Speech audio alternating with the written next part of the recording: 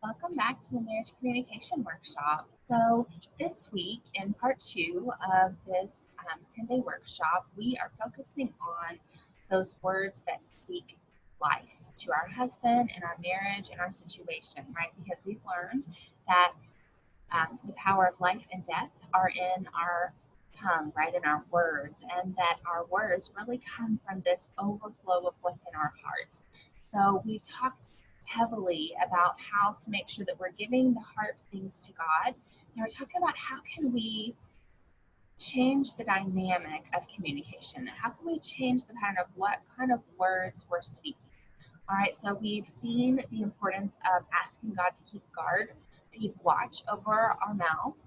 We have seen how we can respond instead of react in situations in our marriage, and we have looked at how to add a little bit of playfulness into our words, some flirtation, a little bit of sass and flip your hair and be more fun, using all of the feminine wiles at our disposal to get rid of the tension, to add just I don't know a more inviting environment into our homes. And today comes the topic that we wish we could just ignore, right? When I say the word respect, I don't know what that does to you, but for me, it has always been this just confusing, aggravating, frustrating piece of marriage. Okay, first of all, I grew up being taught that respect is earned. And for a lot of years, my husband had lost my respect. I didn't see anything to respect in him at all. But the Bible tells us that that's not right, that God expects us as wives to respect our husband, whether he's respectable or not.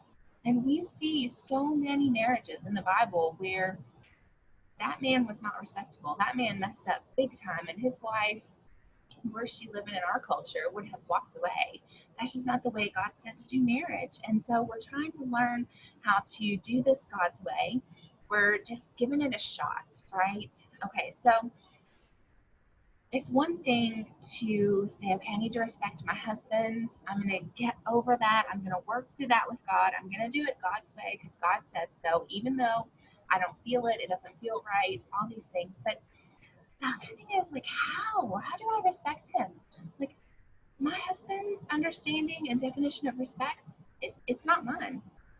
I see respect different than he sees it. I hear it and understand it and feel it different than he does it. Just the difference between a man and a woman. So, how do I speak respect to my husband in a way that he will understand it?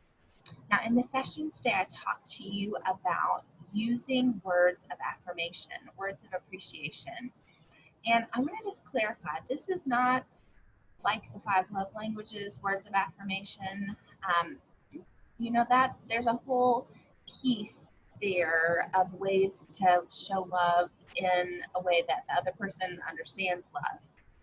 I'm talking about a way to show respect. So there are a lot of things that show respect to our men, but specifically with our words, words that appreciate and admire him speak respect in a way he understands it. Even if words of affirmation is not his love language, and that, we can talk about that another time. But for now, we just want to know how can I let him know that I'm going to respect him?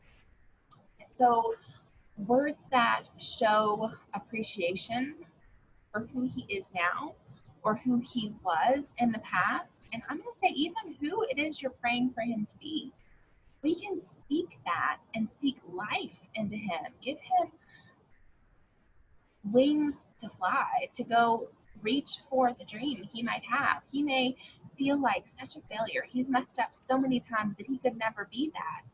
But when we begin to speak those words to him, to say, man, I know you're trying to be a godly husband. I love seeing that in you. He may have stopped trying to be a godly husband a while ago because he felt like he had disappointed us so many times. He had messed up too many times. But my words can speak life and help him step into his calling. I can admire things about him. And I want to sit here for a minute. This idea of admiring, of really seeking encouragement, of hearing or seeing things that are good and lifting him up in those things. There are all kinds of things that I can admire in him, even when we are in a hard place, even when there are some things over here that I don't like that he's doing, even when there are things I can't accept about him. There is something admirable about that man. It could be that I like or admire the way he looks. Maybe he takes care of himself. He keeps himself clean. He dresses nice. He shaves, or he doesn't shave if you like the bearded thing. It seems to be popular. There are things that we can admire about his manliness. Does he hunt? Does he not hunt? Does he have a great mind? Is he an accountant instead of a hunter? Does he, work out? Are there strong things about him? What kind of things do you see him admiring about himself? That will give you a big clue about what he would like you to admire about him. So my husband is always pointing out his step count. He keeps on his phone, and he regularly steps 15,000, 18,000, 20,000 steps a day. He wants to be admired for his stamina, his endurance, his ability to do that kind of manly thing. Whether I see it as something admirable or not, he does. And it probably is cool. Um, Whatever, maybe he's really, jazzed about his arm strength. He's always showing off his muscles, dressing in a way, maybe hairy chest. Some men are all about that. Whatever it is that you could admire about his physical self, that's going to do a whole lot of good for communication in your marriage. And so this is the fun part.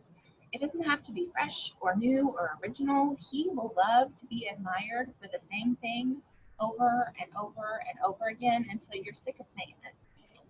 My husband, if I pointed out how strong his arms are, and they are, that man is strong, um, I could point it out 20 times a day, and he would go do something else to show off those strong arms just to hear me say it again. It's going to build momentum. It's going to give him confidence. It's going to let him know, man, his wife is still into him. This girl who was so all over him 20 years ago is still all over him and loves him and respects whatever that manly thing is. There are all kinds of things. Okay, so let's think about, there are going to be situations, hard situations in some of your lives. I know where you're thinking, no, Tiffany, I can't think of a single thing about him that I could admire and it not be fake, it not be a lie. So let's be straight here. We are not going to lie to this man. We can see his potential and speak into that. But we're not going to, if your man is lost, we're not going to speak into how much of a godly man he is. Okay? So let's be honest in whatever it is we're praising him about, whatever we're appreciating and admiring him. So if you cannot find anything in this season, okay, let's look back. You married him for a reason. What were the things that drew you to him then? What were the things that made you, like just fluttery and so excited that you wanted to be with him? You wanted to talk to him. You wanted to, slip away and neck in the back of that, whatever. Do you know what I mean? Like there are things that you admired and appreciated in him about before. Just remember those things with him. That can be enough to start feeding the fire and really engaging him in communication, helping him feel respected. There are times when, so we're talking about just shut up and pray, right? That's the premise. We ended that on session 5. And in session 6, I talked to you about how hard that can be. It can be so hard to just shut up about the thing I can't accept and pray, right? Because as long as you are still in this thing together, working it out, those things you can't accept, they're just going to keep hitting against you. And so my mentor at the time that we began practicing this, and I'm going to say like it was one foot out the door. We were done. There were days I would just fantasize about sending him to go live with his dad. I wanted him out. It was just It was bad. We were in such a bad place. But she just challenged me just to shut up and pray for 30 days. And every single time I wanted to say something to him about whatever, something nagging, something correcting, something, upset about our situation, I was supposed to think of something to admire or appreciate him about. So 30 days. For 30 days, nothing good, nothing bad came out of my mouth, and instead, I would be playful, I would flirt, I would be feminine, I would admire, I would appreciate, and some of that admiring was looking back together. Not in the moment, right? In the moment when I want to say something, I'm going to step away. I'm going to give that to God, and I'm going to redirect our conversation.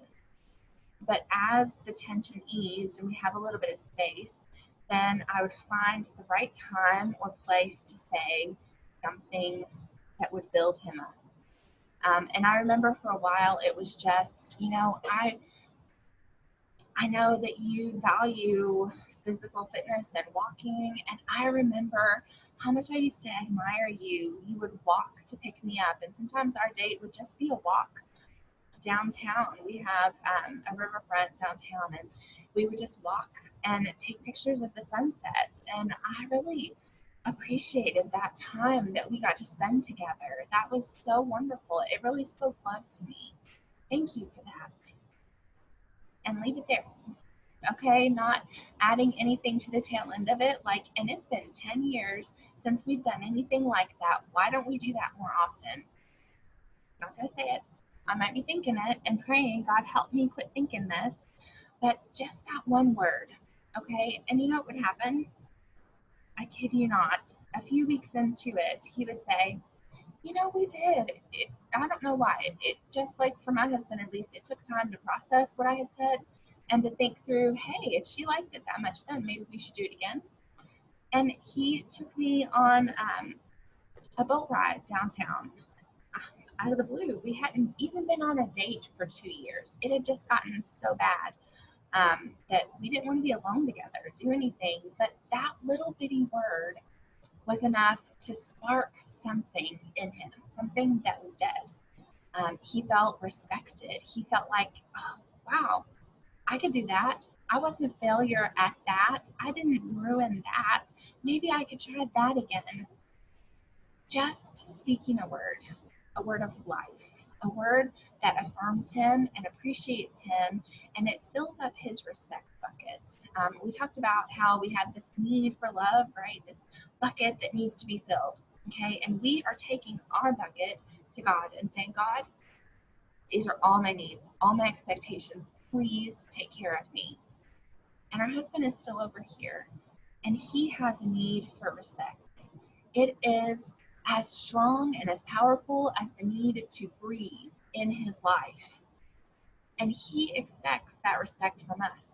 Whether he has ruined everything, messed up royally, there is not an ounce of respectability in his person. He still expects his wife to respect him. And so does God. God tells us, whatever we do, respect our husband. I love that. He starts with submit to our husband. And we talked about that, how we need to look past our husband. If our husband is in a place where we can't justify submitting to him, right? We can submit to God. We can surrender to God. He ends that, right? He goes from submit to your husband, and then husbands, here's this heavy load, and you need to take care of loving your wife, right? Right? And we're taking this piece, right? This piece that our husband's supposed to do, and we're giving it to God and saying, he's not, or he can't, or it feels like, and it's hard. Will you please? So we're giving that to God. And then he kind of undergirds it by reminding us to respect our husbands. He doesn't say love him, which I always find interesting, right? Because I could do that. I could love him. Even if I don't like him, I could love him. But respect him?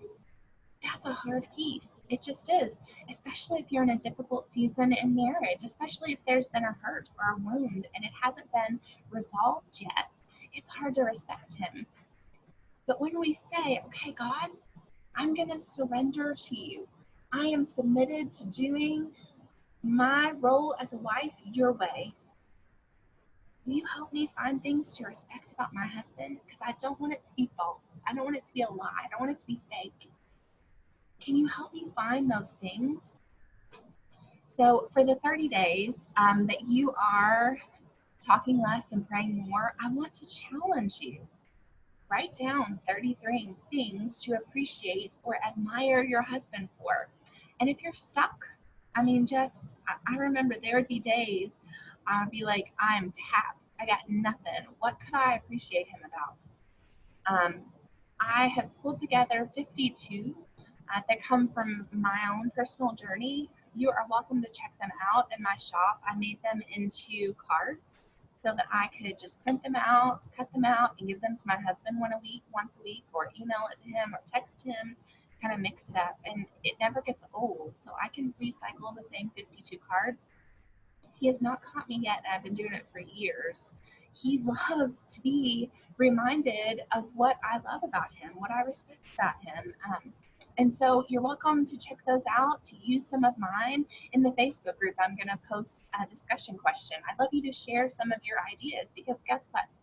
Men are men, and the same things that I can appreciate and admire in my husband, a lot of them are going to apply for your husband or your friend's husband or whatever. So let's share ideas and get some juices flowing here so we can just spur each other on as we are seeking to speak words of life that are going to dramatically improve communication in our Christian marriage.